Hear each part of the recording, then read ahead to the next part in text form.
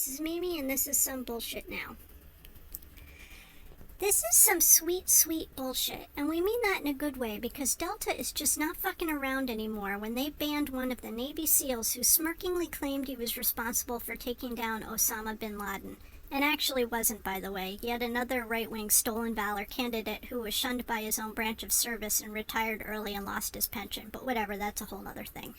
For not wearing a mask on a recent flight, and for tweeting a picture of himself and captioning it that he was not, in fact, a pussy, while a U.S. Marine Corps vet sat behind him in the picture wearing a mask. Okay, so, well, honey, I guess you're a fucking bus rider now after that bullshit. Thanks, Delta. Speaking of planes, on Wednesday, a gigantic Russian aircraft, the second largest plane in the world, landed in Harrisonburg International Airport in Pennsylvania, right around the location where Trump was to be campaigning the very next day. How curious is that? When folks who saw the plane land, and it is so huge you could see it from the turnpike, they were told that it was classified information. Sounds like some kind of shady Russian bullshit to me. And speaking of Russian bullshit, who else saw that Vladimir Putin's opposition leader and critic was mysteriously poisoned this past week?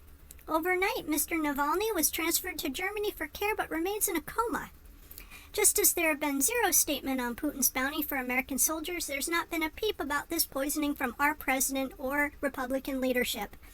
Do you remember a time, really not that long ago, when we stood up to this kind of bullshit? But sure, wearing a mask during a pandemic and vote by mail is what's actually going to do us all in here in the United States. Speaking of that, the crazy people who put together the Plandemic video made a sequel to that with an equally stupid name, where they yet again claim that Dr. Fauci and Bill Gates are profiting from the COVID-19 crisis. Facebook shut down that shit pretty quickly. However, the nonprofit Avaaz found that Facebook is a major threat to public health. Who's surprised? A 9-month study found that the Facebook algorithms drove 3.8 billion views of videos to help misinformation. I'm going to say that again. 3.8 billion with a B views of videos to help misinformation during a time when we really needed actual information because we weren't getting it from the government. Avaaz found that 42 Facebook pages act as key drivers of engagement to these top health misinformation spreading websites. They are followed by more than 28 million people and generated an estimated 800 million views.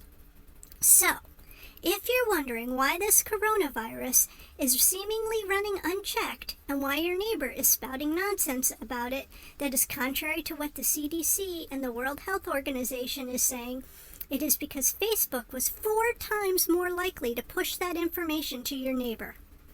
With no national plan to deal with coronavirus, and with Facebook playing the old-fashioned game of telephone for clicks and cash, it is no wonder that Americans are dying at over 100 not 100 a day, 1,000 a day, with no end in sight. And that is some unfortunate bullshit that we hope will end with some public executions, admonishments, or at least some folks being shipped to The Hague to answer for their crimes. I'm Mimi. See you next week.